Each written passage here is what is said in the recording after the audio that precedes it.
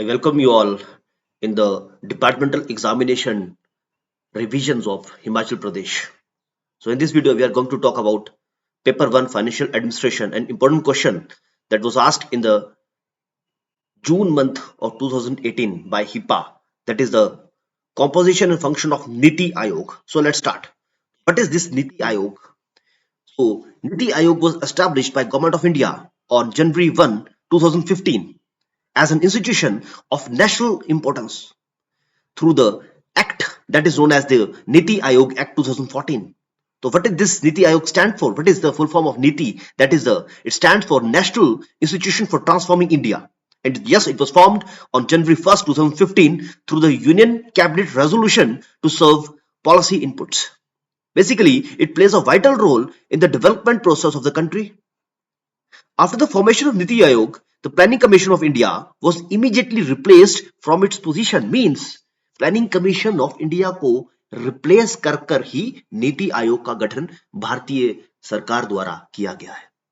So next very important fact, तो about the different composition, तो क्या क्या मेंबर्स, कौन कौन मेंबर्स नीति आयोग को रन करते हैं, लेट अस डिस्कस दैट.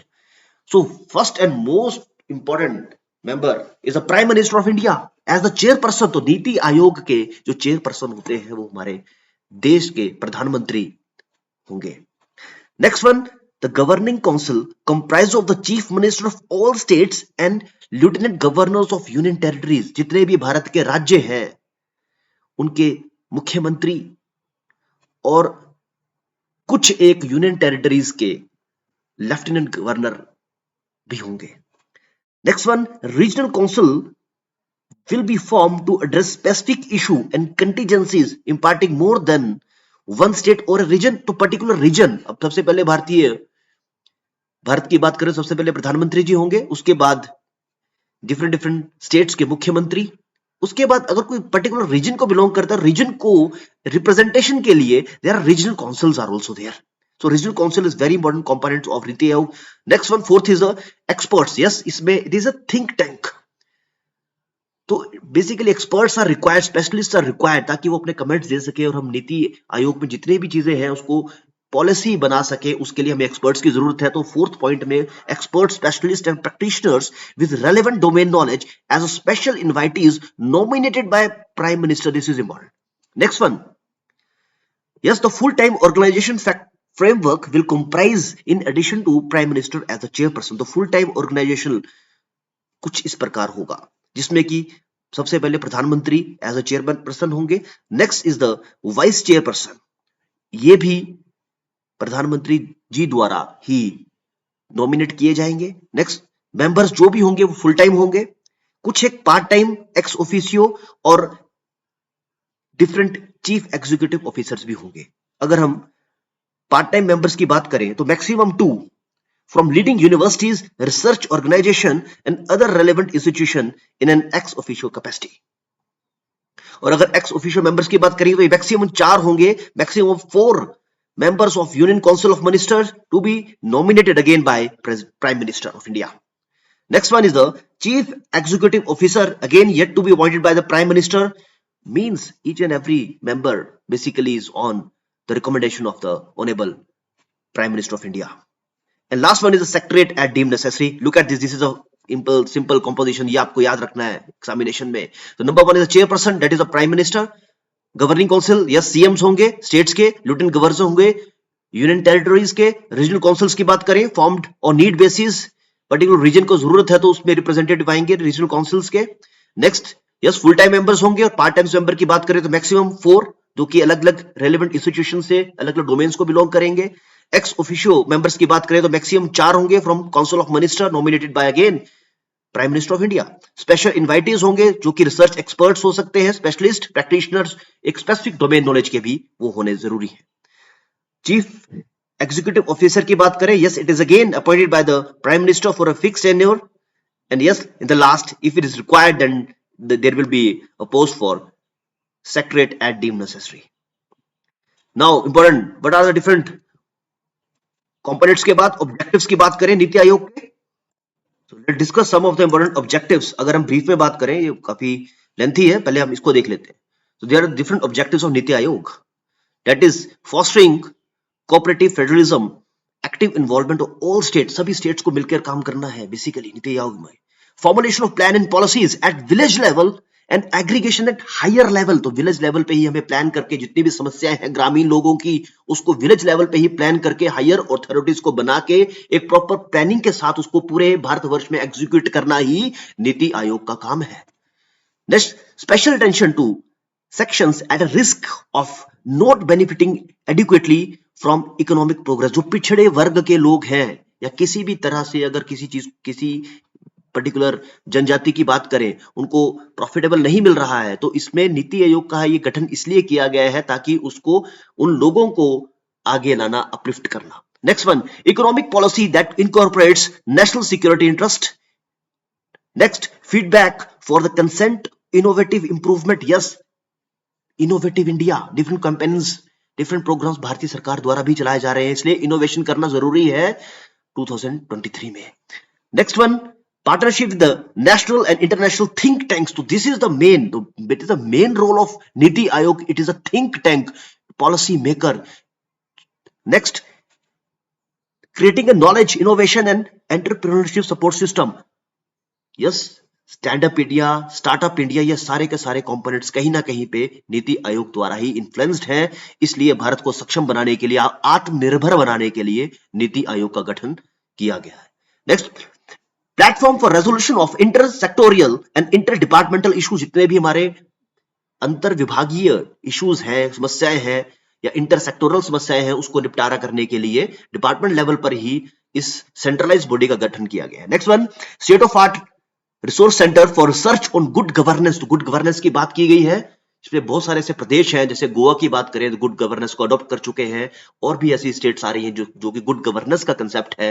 एक यूनिफॉर्म सिविल कोड की बात करें, वो सारे के सारे कहीं ना कहीं नीति आयोग में उनकी बात रखी जाती है और उस पर काम भी किया जाता है। Next one, focus on technology upgradation and capacity building, yes इस कैपेसिटी बिल्डिंग और टेक्नोलॉजी अपग्रेडेशन की जरूरत भारतवर्ष में इस वक्त सब जगह पे है, चाहे वो फार्मेसी की बात करें, इंजीनियरिंग की बात करें, किसी भी फील्ड में।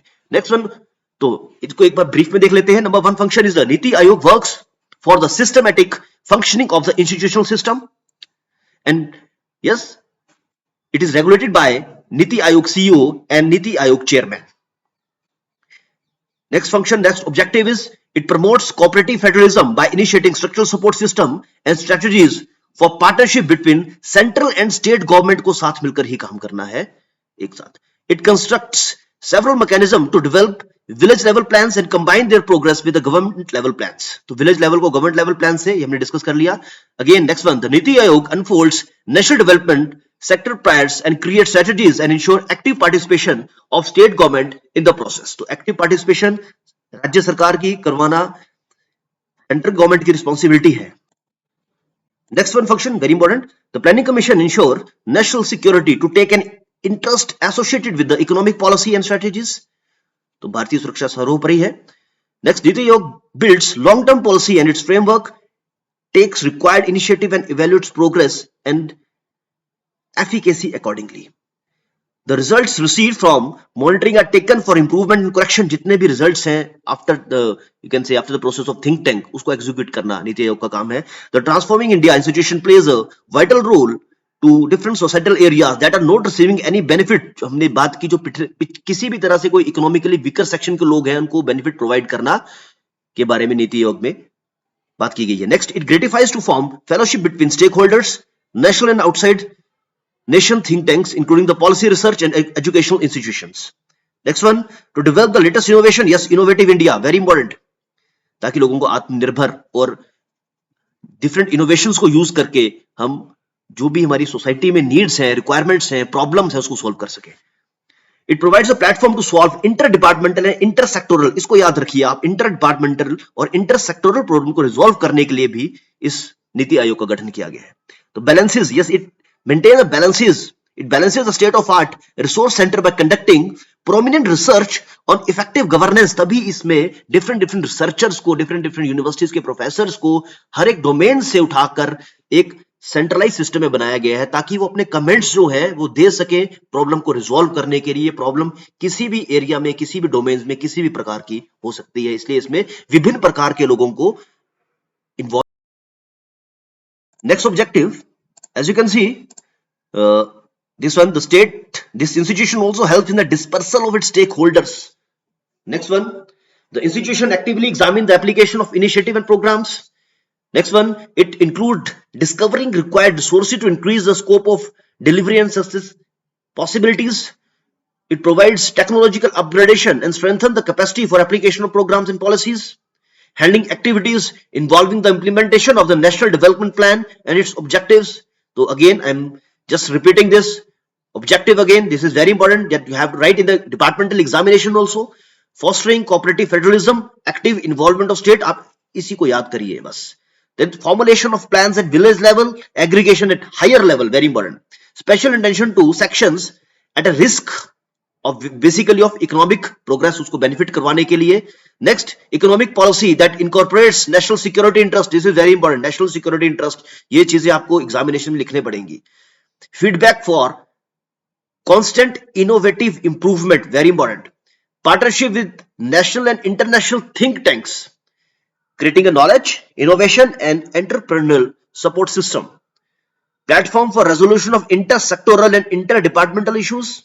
Yes, state-of-art resource center for research on good governance, focus on the technology upgradation and capacity building. तो इस तरह के terms, इस तरह के words आपको examination में use करने हैं. Next one, तो again very important, there are 7 pillars of Niti आयोग also, जिसको याद करने के लिए आपको simply एक चीज याद रखनी है, P3 E2 IT. मतलब P stands for public proactivity and participation. E2 की अगर बात करें, empowering and equality की बात होगी. IT stands for inclusion and transparency. So these are the 7 pillars of Niti Aayog. Pro people का मतलब है these are the responsible for fulfilling the desire of society and individuals. Proactivity means it involves the prediction of feedback on general public needs. Participation, yes, it describes the involvement of general public, very important. आज से पहले कभी भी general public की कोई भी राय direct comment में इस तरह का प्रावधान थे, लेकिन वो आम लोगों की पहुंच से बाहर थे. तो कोई भी एक आम इंसान, कोई भी एक रिसर्चर, कोई भी एक स्कॉलर अपने व्यूज, अपने कमेंट को इस नीति आयोग के थ्रू, इसमें प्रावधान रखा गया है, वो दे सकता है देश की जुड़ी हुई किसी भी समस्या को लेकर.